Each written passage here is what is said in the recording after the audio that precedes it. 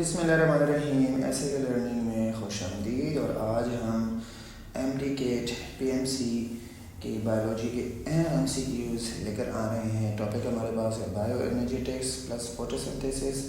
सो चलते हैं अपने एमसीक्यूज की तरफ। एमसीक्यू नंबर 1 है हमारे पास, which molecule is the primary source of energy for cellular processes in most organism. भाई सेलुलर प्रोसेसेस के लिए कौन सा मॉलिक्यूल सबसे प्राइमरी सोर्स होता है? ठीक है, primary source of energy living things के अंदर जो सेलुलर प्रोसेसेस हो रहे हैं, मींस वो प्रोसेसेस जो सेल के अंदर हो रहे होते हैं, जैसे मेटाबॉलिज्म है, जैसे मसल कॉन्ट्रैक्शन है, जैसे एक्टिव ट्रांसपोर्ट है, इसके अलावा बहुत सारे प्रोसेसेस हो रहे होते हैं। सो इनके लिए प्राइमरी सोर्स ऑफ एनर्जी कौन सा मॉलिक्यूल प्रोवाइड करता है? ग्लूकोज है, एटीपी और ऑक्सीजन है। उसके बाद नेक्स्ट हमारे पास है oxygen and carbon dioxide. Basically यहाँ पर जो करेक्ट ऑप्शन है वो एटीपी है, जो कि बहुत सारे सेलुलर प्रोसेसेस के लिए एनर्जी प्रोवाइड कर रहा होता है। तो ये क्या है? एटीपी। सो देखते हैं इसका आंसर एटीपी है। यहाँ एक्सप्लेनेशन दी हुई है। अच्छा, इन स्लाइड्स में हम कोशिश करेंगे आपको एक्सप्लेनेशन भी प्रोवाइड कर दें, ताकि जो स्टूडेंट्स इनको देखना चाहें उनके लिए ईजी हो एक्सप्लेनेशन देखना। नेक्स्ट हमारे पास है during cellular respiration which process generates the most ATP molecule. भाई सेलुलर रेस्पिरेशन होती है। सेलुलर रेस्पिरेशन का मतलब ये होता है कि ऑक्सीजन मिलेगी, ऑक्सीजन प्लस ऑर्गेनिक मॉलिक्यूल जैसे ग्लूकोज।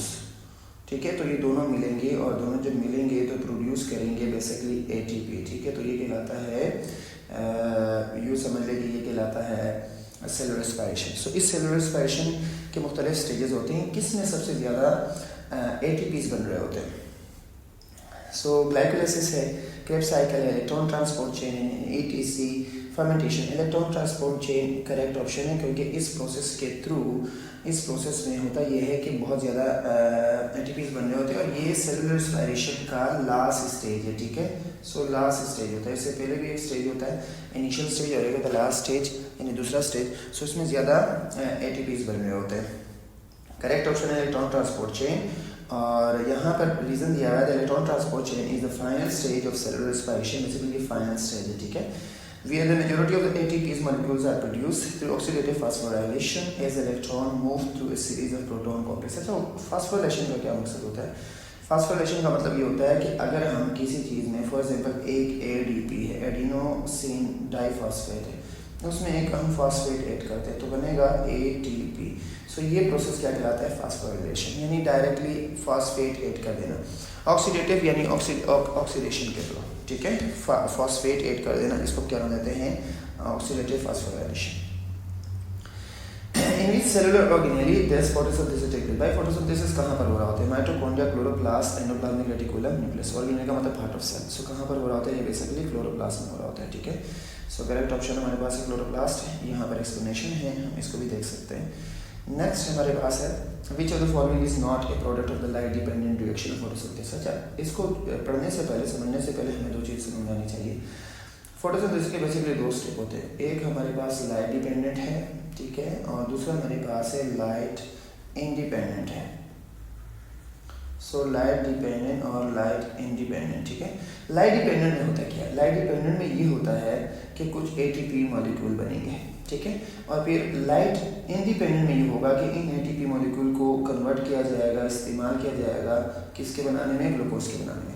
सो एटीपी मॉलिक्यूल्स होंगे और इन एटीपी मॉलिक्यूल्स को कन्वर्ट किया जाता है ग्लूकोज बनाने में। सो एक लाइट डिपेंडेंट रिएक्शन और light independent. Light dependent reaction में कहते हैं कि कौन सी प्रोडक्ट नहीं है, यहाँ नहीं बनती। ठीक है, ऑक्सीजन, ग्लूकोज। उसके बाद हमारे पास नेक्स्ट है एटीपी, और एटीपी के हमारे पास NADPH। सो यहाँ पर हमारे पास ग्लूकोज एक ऐसा मॉलिक्यूल है, एक ऐसी प्रोडक्ट है जो लाइट डिपेंडेंट में नहीं बनता। लाइट डिपेंडेंट में हमने क्या कहा था कि क्या बनना होता है? एटीपी बन रही होती है। ठीक है, so basically glucose is the product which is not found in the light dependent reaction. So the light dependent reaction of photosynthesis produce oxygen, ATP and NADPH। Basically तीन चीज़ें प्रोड्यूस करते हैं, ऑक्सीजन, ATP and NADPH। ठीक है, oxygen, ATP and NADPH. But glucose is not directly produced during this reaction. Glucose is synthesized in the Calvin cycle. Calvin cycle का मतलब होता है light independent reaction, which is a part of the light independent reaction, जो कि light independent reaction का independent reaction का part होता है. So glucose basically वहाँ form हो रहा होता है. नेक्स्ट हमारे पास है which process involves the conversion of light energy into chemical energy. भाई कौन सा प्रोसेस है जो लाइट एनर्जी को कन्वर्ट करता है केमिकल एनर्जी में. लाइट एनर्जी कन्वर्ट होगी केमिकल एनर्जी में. ये कौन सा प्रोसेस है इसमें लाइट एनर्जी कन्वर्ट होगी केमिकल एनर्जी में. Number 1 glycolysis, fermentation, photosynthesis and Krebs cycle. तो फोटोसिंथेसिस करेक्ट ऑप्शन है जिसमें लाइट एनर्जी कन्वर्ट की जाएगी केमिकल एनर्जी में. ठीक है, यहाँ एक्सप्लेनेशन भी इसको भी ऑपरेट कर सकते हैं.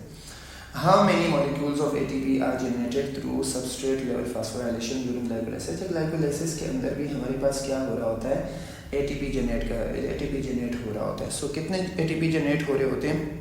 अच्छा, ग्लाइकोलाइसिस है क्या, यहाँ पर करेक्ट ऑप्शन जो है वो बेसिकली 2 है. ग्लाइकोलाइसिस है क्या, glycolysis basically initial stage of cellular respiration. ये रेस्पिरेशन का स्टेज होता है, इनिशियल स्टेज होता है. ठीक है, innate gain of 2 ATP molecules through substrate level phosphorylation where ATP is directly synthesized from ADP to and phosphate. Glycolysis respiration का stage है. ठीक है, और यहाँ पर क्या प्रोड्यूस किया जाता है, ATP प्रोड्यूस किया जाता है. सो जस्ट 2 ATP प्रोड्यूस किया जाता है. आंसर की तरफ जाते हैं. 2 ATPs हैं. Glycolysis initial stage of respiration. ठीक है, इसको हम कवर कर चुके हैं. Which molecule serves as the final electron acceptor in the aerobic response? भाई फाइनल इलेक्ट्रॉन, इसमें असल में मसला ये जो मेन जो बेसिक है वो ये है कि जी इलेक्ट्रॉन एक कंपाउंड मॉलिक्यूल से निकलेंगे और किसी दूसरे के पास ट्रांसफर होंगे, जाएंगे आगे. ठीक है, सो इस तरह से पूरी चेन चल रही होगी. तो एरोबिक सेलुलर रेस्पिरेशन का मतलब ये होता है कि ऐसी रेस्पिरेशन जहाँ पर क्या मौजूद हो, ऑक्सीजन की मौजूदगी में हो. तो कहते हैं इलेक्ट्रॉन किसके पास जाएंगे, कौन है जो फाइनली इलेक्ट्रॉन को एक्सेप्ट करेगा. ठीक है, सो यहाँ पर ऑक्सीजन करेक्ट ऑप्शन है. ठीक है, जो फाइनली इलेक्ट्रॉन को एक्सेप्ट करेगा. ठीक है, so oxygen is the correct option. यहाँ एक्सप्लेनेशन दी हुई है, मतलब के लिए रुकते हैं. Next, which enzyme is responsible for catalyzing the conversion of ADP to ATP. हमने पहले भी कहा था कि ADP को कन्वर्ट किया जाता है ATP में, फास्फोराइलेशन यानी फॉस्फेट ऐड किया जाता है. कौन सा एंजाइम होगा, इसका नाम है ATP सिंथेज. सो ATP सिंथेज जो है करेक्ट ऑप्शन है, जो कि कन्वर्ट कर देता है किसको, ADP को ATP में. Okay, next, which of the following is not a stage of cellular respiration. भाई कौन सा सेलुलर रेस्पिरेशन का पार्ट नहीं है या स्टेज नहीं है. नंबर 1 जो है glycolysis, Krebs cycle, fermentation, Calvin cycle. So Calvin cycle इसका स्टेज नहीं है. क्यों स्टेज नहीं है, ये फोटोसिंथेसिस का स्टेज है. ठीक है, यहाँ सॉरी ये हमारे पास कैल्विन साइकिल नहीं है, क्योंकि किसका है, ये फोटोसिंथेसिस है. ठीक है, और ये रेस्पिरेशन का स्टेज नहीं, फोटोसिंथेसिस का स्टेज है. ठीक है, सो करेक्ट ऑप्शन हमारे पास क्या है, कैल्विन साइकिल. और यहाँ पर गिवन है इसके लिए एक्सप्लेनेशन. नेक्स्ट हमारे पास है which process occurs when oxygen is unavailable and pyruvate is converted into lactate and ethanol to generate DNA. By pyruvate को कन्वर्ट किया जाता है लैक्टेट एंड इथेनॉल में. ठीक है, कौन सा स्टेज है, ठीक है, कौन सा ऐसा प्रोसेस है जहाँ पर ऑक्सीजन अनअवेलेबल होता है, ऑक्सीजन मौजूद नहीं होती. ठीक है, अभी हम पहले भी पढ़ चुके थे इसमें. और पायरुवेट को कन्वर्ट किया जाता है लैक्टेट और इथेनॉल में. ठीक है, और ताकि क्या बने, NAD+ या NAD+ और कम ATPs बनेंगे यहाँ पर. So glycolysis, Krebs cycle, fermentation, oxidative phosphorylation. Correct option हमारे पास है फर्मेंटेशन. भाई क्यों करेक्ट ऑप्शन है, फर्मेंटेशन वो प्रोसेस होता है जिसमें एनारोबिक रेस्पिरेशन हो रही होती है, ऑक्सीजन अनअवेलेबल होती है, जहाँ पर ऑक्सीडेशन होती है ग्लूकोज की, लेकिन पार्शियल ऑक्सीडेशन होती है, कम ऑक्सीडेशन होती है, जिसकी वजह से कम ATPs बन रहे होते हैं. सो बाई प्रोडक्ट के तौर पर हमारे पास लैक्टिक एसिड और इथेनॉल भी बन रहा होता है. सो करेक्ट ऑप्शन हमारे पास है फर्मेंटेशन. और यहाँ पर हमारे पास है इसके लिए जो समझने के लिए एक्सप्लेनेशन दी है. नेक्स्ट में जाते हैं, where does the light dependent stage of photosynthesis primarily take place. भाई लाइट डिपेंडेंट रिएक्शन कहाँ पर हो रहा होता है, stroma, thylakoid membrane and granum, cytoplasm. Basically ये इसका जो करेक्ट ऑप्शन है ये थाइलाकॉइड मेम्ब्रेन है. ठीक है, सो हम इसको टिक लगा सकते हैं कि थाइलाकॉइड मेम्ब्रेन इसका करेक्ट ऑप्शन है. यहाँ पर इसके लिए क्या दी हुई है, एक्सप्लेनेशन दी है. Light dependent reaction of photosynthesis occurs within the thylakoid membrane of the chloroplast. This is where light energy is captured and converted into chemical energy in the form of the ATP. भाई यहाँ पर light को capture किया जाता है, light energy को capture किया जाता है और फिर इस लाइट एनर्जी को कन्वर्ट किया जाता है ATP and NADPH में. ठीक है, सो ये जो है ये थाइलाकॉइड मेम्ब्रेन में हो रहा होता है. कहाँ हो रहा होता है, थाइलाकॉइड मेम्ब्रेन में हो रहा होता है. Next, which pigment is primary responsible for capturing light energy during, भाई कौन सा पिगमेंट है जो रिस्पॉन्सिबल है लाइट कैप्चरिंग करने के लिए फोटोसिंथेसिस के दौरान? Chlorophyll A, chlorophyll B, carotenoids and xanthophyll. यहाँ पर जो करेक्ट ऑप्शन हमारे पास है वो क्लोरोफिल ए है। क्लोरोफिल जो टाइप है हमारे पास बेसिकली फोटोसिंथेसिस में इन्वॉल्व होता है, पिगमेंट का टाइप है, फोटोसिंथेसिस में इन्वॉल्व होता है, और ये बेसिकली ब्लू वायलेट लाइट और रेड रीजन को एब्जॉर्ब कर रहा होता है। सो आगे ऑप्शन रखते हैं हमारे पास क्लोरोफिल है, और ये क्या कर रहा होता है? Chlorophyll A is the primary हमारे पास पिगमेंट है, ठीक है, और ये लाइट ब्लू एनर्जी को ऑब्जॉर्ब करता है, वायलेट एनर्जी को ऑब्जॉर्ब कर देता है, ठीक है, स्पेक्ट्रम इलेक्ट्रोमैग्नेटिक स्पेक्ट्रम में। और इस प्रोसेस में बेसिकली हो क्या रहा होता है कि एनर्जी को ऑब्जॉर्ब किया जाता है और कुछ एटीपीज बन रहे होते हैं, ठीक है, उन एटीपीज को आगे जाकर फिर इस लाइट इंडिपेंडेंट में इस्तेमाल करके ग्लूकोज बनाया जाता है। Next, during the light dependent reaction, भाई लाइट डिपेंडेंट रिएक्शन में कैसा रिएक्शन जिसमें लाइट की नीड होती है? What molecule is produced as a byproduct of splitting of water molecule? भाई वाटर मॉलिक्यूल स्प्लिट किया जाता है, ठीक है, वाटर मॉलिक्यूल को क्या किया जाता है? स्प्लिट किया जाता है 3-4 चीज़ों में, हाइड्रोजन, ऑक्सीजन और इलेक्ट्रॉन्स। सो वाटर मॉलिक्यूल को स्प्लिट किया जाता है, बाई प्रोडक्ट के तौर पर क्या बना होता है? नंबर 1 हमारे पास कार्बन डाइऑक्साइड, नंबर 2 हमारे पास ऑक्सीजन, नंबर 3 ग्लूकोज, एटीपीज। तो यहाँ पर बेसिकली ऑक्सीजन, क्योंकि कार्बन डाइऑक्साइड तो बाहर से एटमॉस्फेयर से लिया जाता है, ग्लूकोज आगे उसमें बन रहे होते हैं। सो एटीपी मेन प्रोडक्ट है, जबकि oxygen is a by product बन रहा होता है, ठीक है। सो ऑप्शन देखते हैं ऑक्सीजन है, और ये इसके लिए बेसिकली एक्सप्लेनेशन है। अगले एमसीक्यू की तरफ चलते हैं। इन द केल्विन साइकिल में what is the primary role of ATP and NADPH? भाई केल्विन साइकिल दूसरा स्टेज था फोटोसिंथेसिस का, ठीक है। इससे पहले जो स्टेज था हमारे पास लाइट डिपेंडेंट रिएक्शन, जिसमें 2 एटीपीज कुछ एटीपीज बनते हैं, ठीक है। सो ये हमारे पास सेकेंड स्टेज है, जहाँ पर हमारे पास ग्लूकोज बन रहा होता है, ठीक है। सो absorb light energy, split water molecules, fix carbon dioxide into glucose. यहाँ पर ग्लूकोज को फिक्स किया जाता है, सॉरी कार्बन डाइऑक्साइड को फिक्स किया जाता है ग्लूकोज में, कन्वर्ट किया जाता है ग्लूकोज में, ठीक है। मीन्स यहाँ पर बेसिकली ग्लूकोज बन रहा होता है, ओके। उस एटीपी को इस्तेमाल करते हैं जो हमने बनाया था लाइट डिपेंडेंट रिएक्शन में। सो इसका करेक्ट ऑप्शन हमारे पास क्या है? Fix carbon dioxide into glucose. The Calvin cycle also known as the light independent, इसको लाइट इंडिपेंडेंट रिएक्शन भी बोलते हैं। So utilise the ATP and ADPH, उस एटीपी एंड एडीपीएच को यूटिलाइज किया तो इससे पहले प्रोड्यूस हुआ लाइट डिपेंडेंट रिएक्शन में, ठीक है।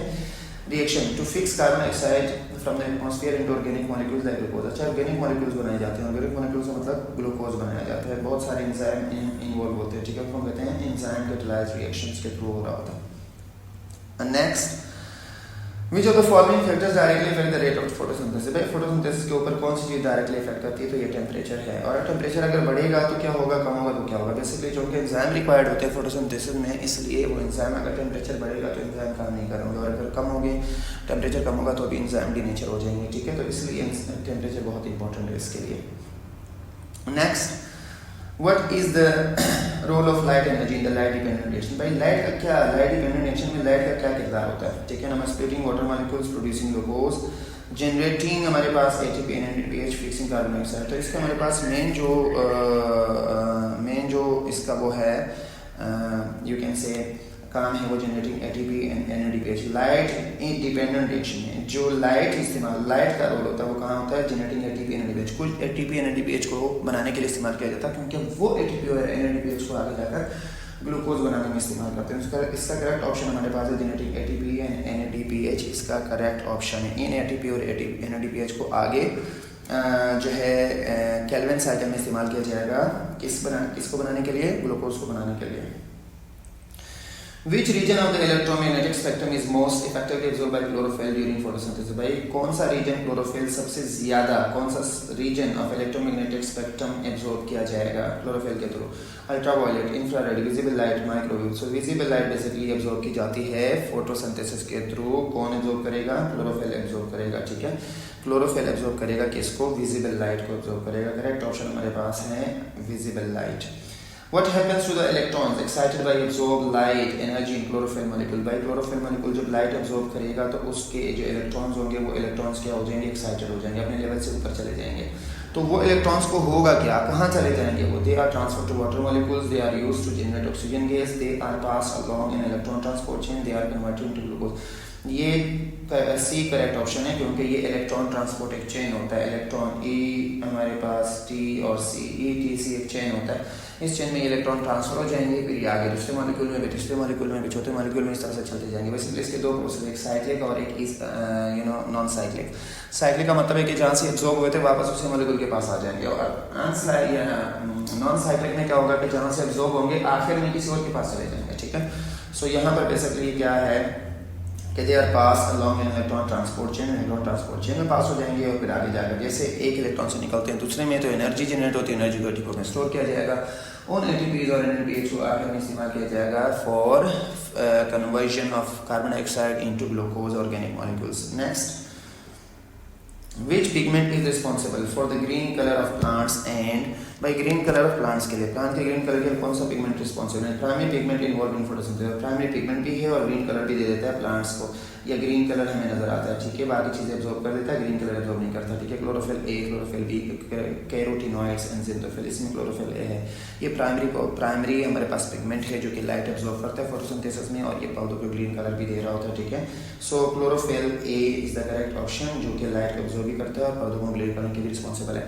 विच एसेसरी पिगमेंट, एसेसरी है, नेसेसरी नहीं है। ठीक है, हेल्प करता है भाई, हेल्प करता है chlorophyll, helps broaden the range, एक तो रेंज को ब्रॉडन करता है, लाइट की वेवलेंथ को ब्रॉडन कर देता है, फैला देता है ताकि वो ज़्यादा एब्जॉर्ब हो।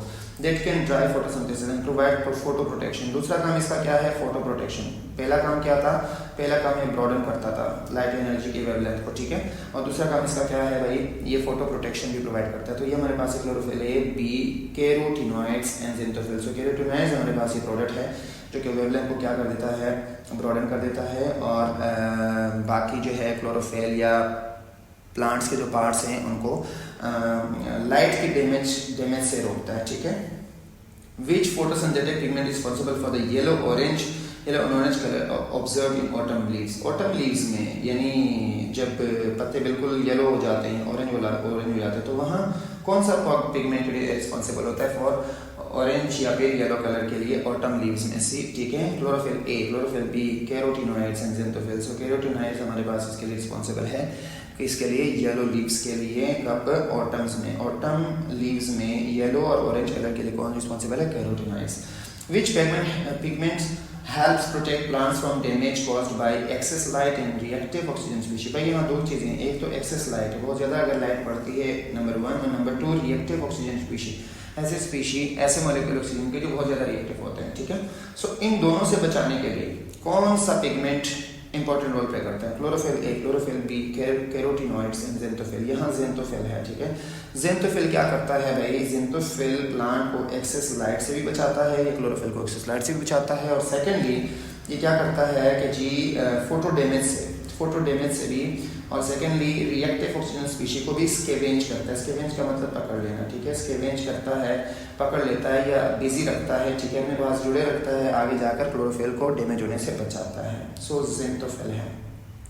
इन addition to their role in photosynthesis, carotenoids also play a crucial role. हमारे पास कैरोटीनॉइड्स कहाँ पर इंपॉर्टेंट रोल प्ले करता है? एक तो फोटोसिंथेसिस करता है, और दूसरा और कहाँ पर ये अपना रोल प्ले करता है? Cellular respiration, photo reactivation, photo protection, DNA replication. Photo protection हमने पढ़ा था कि भाई कैरोटीनॉइड्स फोटो प्रोटेक्शन भी करता है। ठीक है, क्योंकि फोटो प्रोटेक्शन बहुत ज़रूरी है। एक्सेस लाइट होती है, एक्सेस लाइट की वजह से क्लोरोफिल डैमेज हो सकता है, उस डैमेज से बचाने के लिए, और रिएक्टिव ऑक्सीजन स्पीशी भी होते हैं, तो इनको बचाने के लिए, इनसे बचाने के लिए हमारे पास कैरोटीनॉइड्स बहुत इंपॉर्टेंट रोल प्ले करता है। Which photosynthetic pigment is structurally similar to beta carotene and is found in the antenna complex of photosystem 1? भाई यहाँ दो किस्म के सिस्टम होते हैं, photosystem 1 and photosystem 2। ठीक है, एंटीनो कॉम्प्लेक्स में दो सिस्टम होते हैं, फोटोसिस्टम 1 एंड फोटोसिस्टम। एक हमारे पास होता है P680 और एक हमारे पास होता है P70। आगे भी हम पढ़ेंगे, दोनों मटेरियल वेवलेंथ को एब्जॉर्ब कर रहे होते हैं। सो कौन सा ऐसा पिगमेंट है जो स्ट्रक्चरली सिमिलर है बीटा कैरोटीन के साथ और एंटीनो कॉम्प्लेक्स में पाया जाता है? Chlorophyll A, chlorophyll B, lutein, ज़ियाज़िनथीन। तो ज़ियाज़िनथीन बेसिकली ये जो है ओके ऑप्शन है, क्योंकि ये कैरोटीन के साथ सिमिलर स्ट्रक्चर रखता है और कॉम्प्लेक्सेस एंटीनो कॉम्प्लेक्स ऑफ फोटोसिस्टम 2 में अवेलेबल होता है, ये पाया जाता है। ठीक है, ये इसकी एक्सप्लेनेशन है, यहाँ से भी आप रीड कर सकते हैं। Which pigment absorb light energy and transfer it to chlorophyll molecules during photosynthesis. कौन सा पिगमेंट है जो लाइट एनर्जी को एब्जॉर्ब करता है फिर ट्रांसफर करता है क्लोरोफिल में, ठीक है। पहले ये एब्जॉर्ब करता है और फिर आगे जाकर ये ट्रांसफर करता है। Chlorophyll A, chlorophyll B, carotenoids and phycobilins. ये बेसिकली फाइकोबिलेंस करेक्ट ऑप्शन है। फाइकोबिलेंस क्या करेगा, एनर्जी को एब्जॉर्ब करेगा और फिर आगे जाकर ये क्या करेगा, ट्रांसफर करेगा किसको, हमारे पास। अच्छा ये यहाँ पर ये भी लिखा हुआ है कि साइनोबैक्टीरिया एंड रेड अल्गी में भी मौजूद होता है, ठीक है। ये एसेसरी पिगमेंट हैं जो कि लाइट एनर्जी को ट्रांसफर एब्जॉर्ब करता है फिर ट्रांसफर करता है आगे क्लोरोफिल में। नेक्स्ट हमारे पास है which pigment is responsible for the red colour observe in certain algae in cyanobacteria. पर अल्गी एंड साइनोबैक्टीरिया में जो रेड कलर होता है वहाँ जो पिगमेंट है वो जो कलर है वो किस पिगमेंट की वजह से होता है। Chlorophyll A, chlorophyll B, carotenoids and phycobilins. तो यहाँ करेक्ट ऑप्शन हमारे पास है क्या है, फाइकोबिलेंस है। क्या है, फाइकोबिलेंस करेक्ट ऑप्शन है। आगे जाकर हम उसको पढ़ सकते हैं। फाइकोबिलेंस फाइकोएरिथ्रिन एंड फाइकोसाइनिन, दो किस्म के हो सकते हैं, फाइकोएरिथ्रिन एंड फाइकोसाइनिन। बेसिकली ये वाटर सोल्यूबल पिगमेंट्स है, found in certain algae and cyanobacteria, algae और साइनोबैक्टीरिया में पाए जाते हैं। They contribute to red colour के लिए कंट्रीब्यूट करते हैं इन दिस ऑर्गेनिज्म। इन ऑर्गेनिज्म में ये किसको कंट्रीब्यूट करते हैं, रेड कलर में। In addition to their role in photosynthesis, phycobilins also serves as phycobilins और क्या करेगा, structural proteins, antioxidant, nitrogen storage compound, light harvesting product. भाई लाइट हार्वेस्टिंग प्रोडक्ट है। लाइट हार्वेस्टिंग का मतलब ये होगा कि लाइट एब्जॉर्ब करेगा और फिर आगे जाकर दूसरे प्रोडक्ट को कन्वर्ट कर देगा, दूसरे प्रोडक्ट को दे देगा। सो इसका करेक्ट ऑप्शन हमारे पास है light harvesting pigments. Phycobilins serves as light harvesting pigments in photosynthetic organisms, absorbing light energy and transferring it to chlorophyll molecules for photosynthesis। Light को एब्जॉर्ब करेगा और फिर आगे जाकर ट्रांसफर करेगा क्लोरोफिल में ताकि फोटोसिंथेसिस का अमल हो सके। Next, which pigment absorb light energy primarily in the blue region of the spectrum and is found in the antenna complex of photosystem 2। भाई ब्लू रीजन में लाइट को एब्जॉर्ब करेगा और फोटोसिस्टम 2 में मौजूद होता है, ठीक है। एंटीना कॉम्प्लेक्स ऑफ फोटोसिस्टम 2 कौन सा पिगमेंट है जो लाइट एनर्जी को ब्लू रीजन में एब्जॉर्ब करेगा, ब्लू रीजन को एब्जॉर्ब करेगा और फोटोसिस्टम 2 में मौजूद होता है। Chlorophyll A and then chlorophyll B, lutein, phycocyanin. हमने अभी भी पढ़ा था कि फाइकोसाइनिन बेसिकली फाइकोबिलिन है। जी हाँ, तो फाइकोबिलिन की फैमिली से ही है और ये क्या एब्जॉर्ब करता है भाई, ये एब्जॉर्ब करता है लाइट को ब्लू रीजन में, ठीक है। सो नेक्स्ट हमारे पास है which photosystem comes first in the light reaction of photosynthesis and is responsible for oxidizing water molecules to produce oxygen। अच्छा हमने अभी पढ़ा था कि दो किस्म के सिस्टम है, फोटोसिस्टम 1 एंड फोटोसिस्टम 2, ठीक है।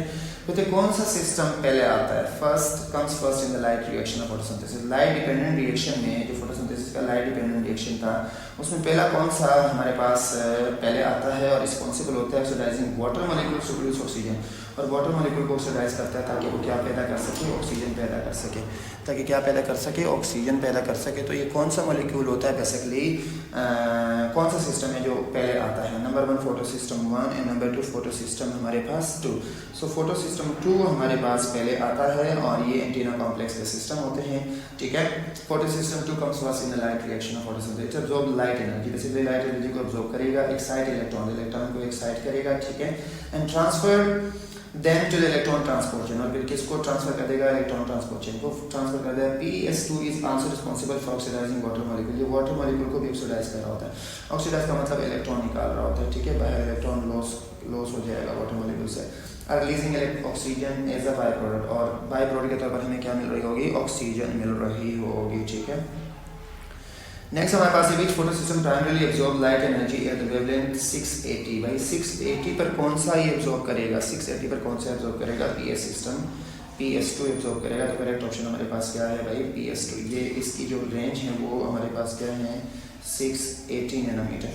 नेक्स्ट हमारे पास है which photosystem primarily absorb light energy at wavelength around 700 nanometre पे कौन एब्जॉर्ब करेगा। यहाँ पर हमारे पास है PS1 है, ठीक है, जो कि 700 पे एब्जॉर्ब करेगा, 700 नैनोमीटर, ठीक है। सो ये बेसिकली वही रिएक्शन सेंटर के मॉलिक्यूल्स इन सिस्टम है, photosystem 1 and photosystem 2।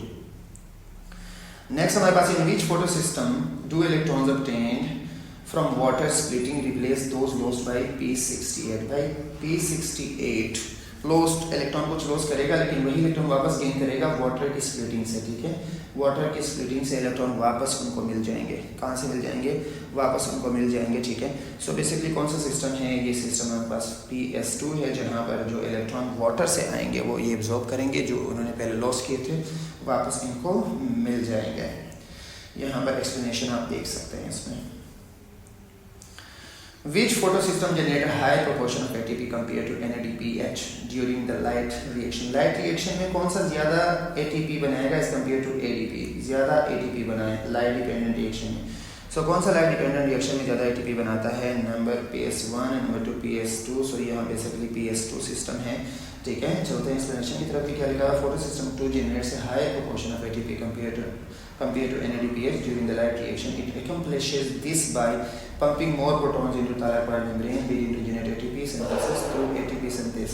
So ATP synthesis हो रही होती है यहाँ पर। ये बेसिकली ज़्यादा जो प्रोटॉन्स हैं, जो हाइड्रोजन ये पंप करता है कहाँ पर? thylakoid membrane में। यूँ समझना है कि PS2 में ज़्यादा ATPs बनते हैं NADP से कंपेयर करके। What is the primary source of carbon atoms for the synthesis of organic molecule? Glucose बनाने के लिए कार्बन की जो सोर्स, कार्बन कहाँ से मिल रहा होता है फोटोसिंथेसिस में? Oxygen, carbon dioxide, water. So ये बेसिकली कार्बन डाइऑक्साइड है। फोटोसिंथेसिस के दौरान जो कार्बन डाइऑक्साइड आती है, जो कार्बन आता है वो कहाँ से आती है? कार्बन डाइऑक्साइड से। और उस कार्बन को यूटिलाइज किया जाता है, कन्वर्ट किया जाता है किसमें? ग्लूकोज में, ठीक है। सो नेक्स्ट ऑप्शन हमारे पास है during photosynthesis carbon dioxide is converted into organic molecules through which biochemical? भाई कार्बन डाइऑक्साइड किस प्रोसेस के थ्रू कन्वर्ट किया जाता है, ठीक है? ग्लूकोज में, ऑर्गेनिक मॉलिक्यूल में। नंबर 1 केल्विन साइकिल, ठीक है। Number 2 glycolysis, Krebs cycle, electron transport. ये बेसिकली केल्विन साइकिल है, जहाँ पर ATP को इस्तेमाल करके, कौन सी ATP को? जो कि बन गई थी हमारे पास फोटोसिंथेसिस की लाइट डिपेंडेंट रिएक्शन में जो ATPs बनी थी, NADPH बनी थी, उनको यूटिलाइज करके केल्विन साइकिल में कार्बन डाइऑक्साइड को, एटमॉस्फेरिक कार्बन डाइऑक्साइड को कन्वर्ट किया जाएगा ग्लूकोज में या ऑर्गेनिक मॉलिक्यूल में, ठीक है। सो ये कहलाता है बेसिकली केल्विन साइकिल। यहाँ एक्सप्लेनेशन भी दी हुई है, इसको भी आप देख सकते हैं। Which molecules provides the oxygen atoms release? भाई कौन सा molecule oxygen atoms release as a by product? भाई कौन सा ऑक्सीजन प्रोवाइड कर रहा होता है? वो जो रिलीज हो रही होती है ऑक्सीजन, वो कौन से मॉलिक्यूल से निकल रही होती है? Carbon dioxide, water, glucose, ATP। So basically ये वाटर ही है। वाटर हमने पहले भी जिक्र किया था कि वाटर जब ब्रेक होगा तो 3 चीज़ें बनाएगा। Number 1 hydrogen, and number 2 oxygen, and number 3 electron. So ये बेसिकली वाटर मॉलिक्यूल जब स्प्लिट होगा, उस वाटर मॉलिक्यूल के स्प्लिट की वजह से हमें क्या मिल रही होगी? फ्री ऑक्सीजन, और ये बाहर रिलीज हो रही होती है। सो करेक्ट ऑप्शन हमारे पास इसका वाटर है।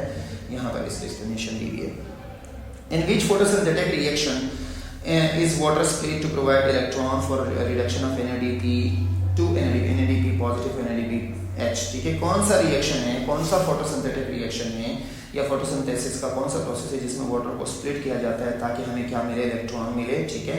और उन इलेक्ट्रॉन्स को यूटिलाइज किया जाएगा NADP पॉजिटिव टू NADPH में, ठीक है। तो ये कौन सा रिएक्शन हमारे पास है? Number 1 light dependent reaction, Calvin cycle, glycolysis and Krebs cycle. ये बेसिकली लाइट डिपेंडेंट रिएक्शन है। लाइट डिपेंडेंट रिएक्शन में हमारे पास वाटर मॉलिक्यूल को तोड़ा जाएगा और हमें रिजल्ट में क्या मिलेगा? ऑक्सीजन, हाइड्रोजन और इलेक्ट्रॉन। और इन इलेक्ट्रॉन्स को आगे यूटिलाइज किया जाएगा भाई electron ETC electron transport chain में दिया जाएगा। वो आगे दूसरे मॉलिक्यूल में जाएंगे तो एक इलेक्ट्रॉन जब दूसरे इलेक्ट्रॉन एक मॉलिक्यूल से दूसरे मॉलिक्यूल में जाएंगे तो इससे रिजल्ट एनर्जी पैदा होगी। एनर्जी को यूटिलाइज किया जाएगा बनाने में ATP में, और दूसरी चीज़ NADP पॉजिटिव को NADPH पॉजिटिव में कन्वर्ट करने के लिए। ये प्रोसेस बेसिकली कहलाता है रिडक्शन। रिडक्शन क्यों कहलाता है? क्योंकि गेन ऑफ इलेक्ट्रॉन है, ठीक है। इलेक्ट्रॉन अंदर जा रहा होता है, ठीक है। सो बेसिकली ये लाइट डिपेंडेंट रिएक्शन है जहाँ पर NADP पॉजिटिव को कन्वर्ट किया जाएगा NADPH में, ठीक है। Which molecule is a reactant in the light dependent reaction of photosynthesis but it is not directly involved in Calvin cycle? भाई रिएक्टेंट के तौर पर काम करता है लाइट डिपेंडेंट रिएक्शन में, रिएक्टेंट के तौर पर है लाइट डिपेंडेंट रिएक्शन में, रिएक्टेंट के तौर पर काम करता है, लेकिन ये डायरेक्टली इन्वॉल्व नहीं होता Calvin cycle. Carbon dioxide, water हमारे पास, एंड देन ATP और नेक्स्ट ऑन NADPH। सो यहाँ पर बेसिकली वाटर मॉलिक्यूल ऐसा है जो कि लाइट डिपेंडेंट रिएक्शन में तो रिएक्टेंट के तौर पर काम कर रहा होता है, वहाँ वो स्प्लिट होगा, ठीक है, लेकिन आगे केल्विन साइकिल में डायरेक्टली इन्वॉल्व नहीं है, ठीक है। तो ये हमारे पास वाटर है जो कि यहाँ पर तो काम कर रहा होगा, लेकिन आगे जाकर केल्विन साइकिल में डायरेक्टली ये इन्वॉल्व नहीं होता, ठीक है। What is the reactant in the light dependent reaction of photosynthesis? We will split to provide electrons for the electron transport chain and releasing oxygen gas as a byproduct, while ATP and NADPH are produced in the light dependent reaction. Carbon dioxide is fixed and used in the Calvin cycle. So एक light dependent reaction है और एक Calvin cycle है, ठीक है। गाड़ी penetration में ATP बनेंगे, जो कि कहाँ से बनेंगे, जो वाटर को हमने ब्रेक किया था, स्प्लिट किया था, उससे इलेक्ट्रॉन निकले थे, हाइड्रोजन निकली थी और ऑक्सीजन निकली थी। ऑक्सीजन को बाहर रिलीज किया जाएगा, ठीक है, और बाकी दो चीज़ों को यूटिलाइज किया जाएगा एटीपी और एनएडीपी जनरेट करने में, ठीक है। During photosynthesis what role does carbon dioxide play? भाई फोटोसिंथेसिस में कार्बन डाइऑक्साइड का क्या रोल है, क्या रोल प्ले करता है और ऑर्गेनिक मॉलिक्यूल को सिंथेसाइज करने में? It provides oxygen for cellular respiration, it serves as an electron donor for NADH, it provides carbon atoms for the synthesis of glucose and other. भाई यही है, इट प्रोवाइड्स कार्बन एटम्स, ये carbon atoms provide करेगा किसको, organic molecules को, organic compounds को बनाने के लिए, ठीक है। तो कार्बन क्या प्रोवाइड करेगा, कार्बन प्रोवाइड करेगा ऑर्गेनिक मॉलिक्यूल बनाने में।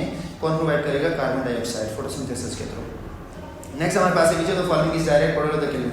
भाई केल्विन साइकिल क्या प्रोड्यूस कर रहा था डायरेक्ट, ऑक्सीजन, ग्लूकोज, एटीपी, सो ये ग्लूकोज है। केल्विन साइकिल में क्या बन रहा होता है, एटीपी को यूटिलाइज करके ग्लूकोज बनाया जाता है, ठीक है। कार्बन डाइऑक्साइड को कन्वर्ट किया जाता है ग्लूकोज में, तो करेक्ट ऑप्शन इसका हमारे पास क्या है, ग्लूकोज है, C6H12O6। Next, in cellular respiration which organelle contains the electron transport chain. भाई सेलुलर रेस्पिरेशन में कौन से ऑर्गेनेली में ये इलेक्ट्रॉन ट्रांसपोर्ट चेन होते हैं, यानी सेलुलर रेस्पिरेशन कहाँ पर हो रही होती है, ठीक है। सेलुलर रेस्पिरेशन का मतलब ये होता है कि फूड के साथ क्या मिल रहा होता है, ग्लूकोज के साथ क्या मिल रहा होता है। अगर हम बात करें फूड प्लस ऑक्सीजन और एज अ रिजल्ट में क्या बनेंगे, एटीपी, तो ये बेसिकली कहलाता है सेलुलर रेस्पिरेशन। ये कहाँ हो रहा होता है, माइटोकॉन्ड्रिया, बहुत अहम है और बहुत ईजी ऑप्शन है, ठीक है। माइटोकॉन्ड्रिया में ये सारे इलेक्ट्रॉन चेन मौजूद होते हैं, तो यहाँ पर हो रहा होता है, ठीक है। नेक्स्ट हमारे पास है what is the primary function of the electron transport chain. भाई इलेक्ट्रॉन ट्रांसपोर्ट चेन करता क्या है, ठीक है। अभी हमने बात की थी कि इलेक्ट्रॉन ट्रांसपोर्ट चेन क्या करता है, एक मॉलिक्यूल से जहाँ से इलेक्ट्रॉन निकल रहे होते हैं उसको एब्जॉर्ब करके आगे दूसरे मॉलिक्यूल में ट्रांसफर करता है, तो इसको हम कहते हैं कि भाई क्या काम है, convert NAD to NAD positive, produce carbon dioxide, generate ATP through oxidative phosphorylation and convert glucose to pyruvate. ये बेसिकली ये काम है। हमने पहले भी कहा था कि ये क्या जनरेट करेगा, एटीपी को जनरेट करेगा फास्फोराइलेशन, ऑक्सीडेटिव फास्फोराइलेशन, यानी इलेक्ट्रॉन लॉस की वजह से। इलेक्ट्रॉन लॉस की वजह से एक फास्फेट ऐड होगा, इसको हम कहते हैं phosphorylation. Adding of phosphate is called phosphorylation. जैसे एडीपी में एक फास्फेट ऐड होगा तो एटीपी बन जाएगा, तो इसको हम कहते हैं भाई oxidative phosphorylation. Generate ATP through oxidative phosphorylation, यहाँ पर इसकी एक्सप्लेनेशन भी मौजूद है। ऑक्सीडेटिव फास्फोराइलेशन के थ्रू एटीपी को जनरेट करेगा, ठीक है। विच molecule is the initial electron donor. भाई इनिशियल इलेक्ट्रॉन डोनर कौन सा होता है in the electron transport chain. एक तो फाइनल इलेक्ट्रॉन जो है एक्सेप्टर था, लेकिन यहाँ इनिशियल इलेक्ट्रॉन डोनर कौन है, कौन इलेक्ट्रॉन देगा स्टार्टिंग में।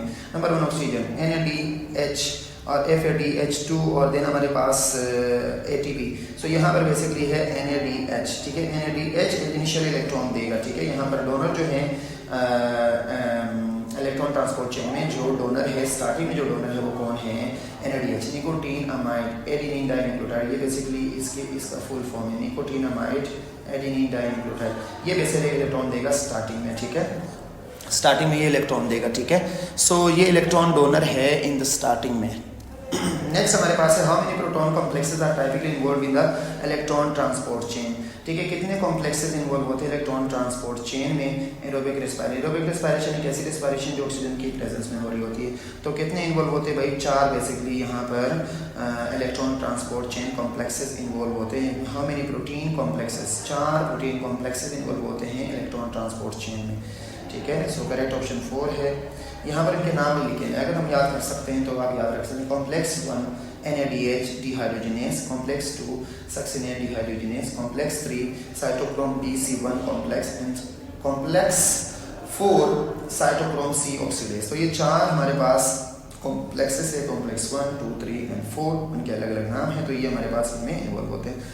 विच electron carrier molecules directly transfer electrons to complex 4। भाई कौन सा इलेक्ट्रॉन बैरियर जो है, मॉलिक्यूल बैरियर इलेक्ट्रॉन बैरियर है, वो डायरेक्टली इलेक्ट्रॉन को ट्रांसफर करेगा किसमें, कॉम्प्लेक्स 4 में इन द इलेक्ट्रॉन ट्रांसफर चेन। कौन करेगा, number 1 NADH, FADH2, cytochrome C and coenzyme Q। तो ये साइटोक्रोम C ऑप्शन है इसका, ठीक है। साइटोक्रोम C क्या चीज़ है, हमने अभी भी पढ़ा था कि ये इलेक्ट्रॉन कॉम्प्लेक्स है, ठीक है, या प्रोटीन कॉम्प्लेक्स है इलेक्ट्रॉन ट्रांसपोर्ट चेन में। So it is a mobile. आगे इस एक्सप्लेनेशन देखते हैं। Cytochrome C is a mobile electron carrier that shuttles electron between complex 3 cytochrome BC1 complex and complex 4 cytochrome oxidase in the electron transport chain. Okay, next हमारे पास है during oxidative phosphorylation what drives the synthase of ATP by ATP synthase।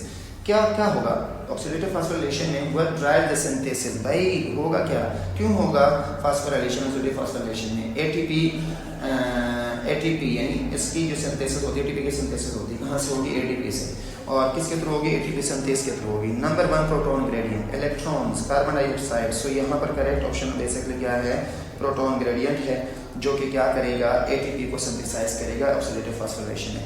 The proton gradient generated by the electron transport chain drive the synthesis of ATP by ATP synthase, ATP बनाएगा ATP synthase के जरिए।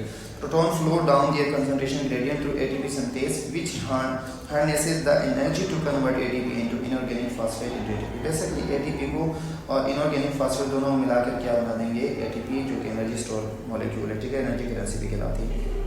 Which complexes of the electron transport chain pumps proton from mitochondrial matrix into intermembrane space, भाई कौन सा complex electron को pump करेगा, pumps proton, sorry proton को pump करेगा फ्रॉम माइटोकॉन्ड्रियल मैट्रिक्स, माइटोकॉन्ड्रिया से पंप करेगा कहाँ पर, इंटरमेम्ब्रेन स्पेस में, इंटरमेम्ब्रेन स्पेस में, ठीक है ना। कॉम्प्लेक्स 1, कॉम्प्लेक्स 2, कॉम्प्लेक्स 3, कॉम्प्लेक्स 4, सो इसका करेक्ट ऑप्शन बेसिकली क्या है, कॉम्प्लेक्स 3 है।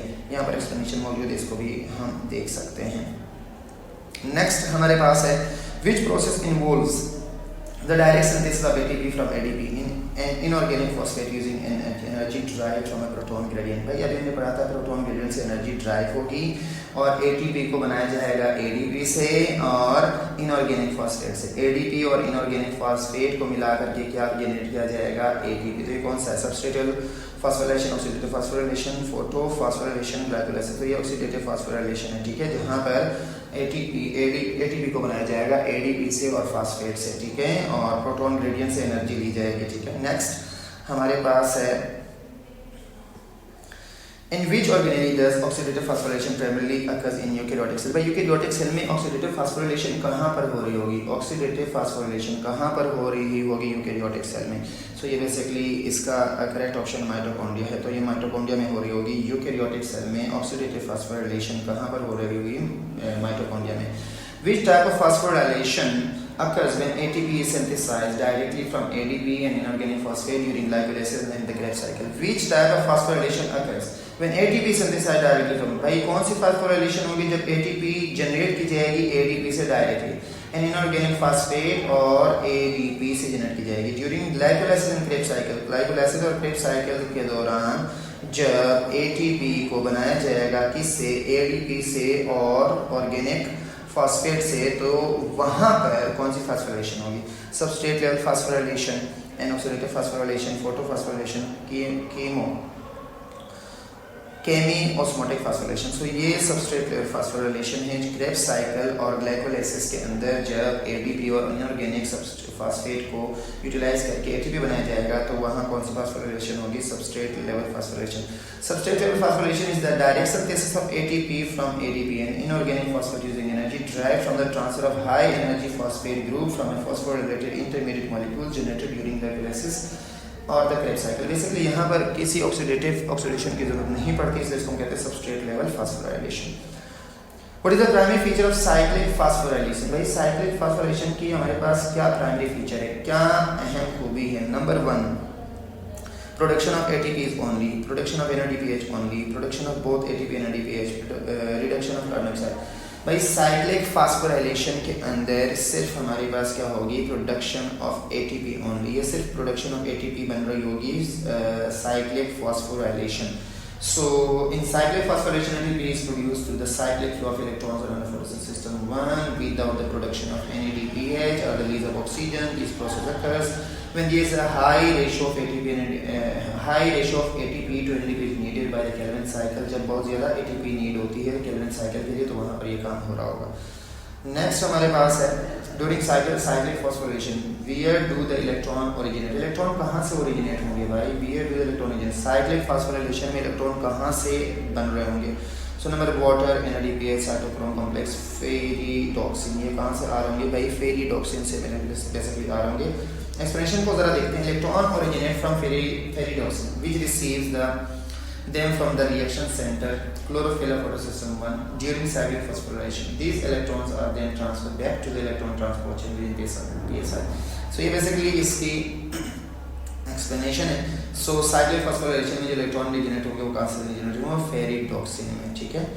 नेक्स्ट हमारे पास है विच molecule is not produce during cyclic phospho. भाई साइक्लिक फॉस्फोराइलेशन में कौन सा मॉलिक्यूल नहीं बनता, ठीक है। साइक्लिक मॉलिक्यूल में कौन सा मॉलिक्यूल नहीं बनता, number 1 ATP, NADPH, oxygen, ferredoxin. So NADPH ऐसा मॉलिक्यूल है जो साइक्लिक फॉस्फोराइलेशन के दौरान नहीं बनता, ठीक है। ये इसकी एक्सप्लेनेशन है, इस पर जरा देख सकते हैं।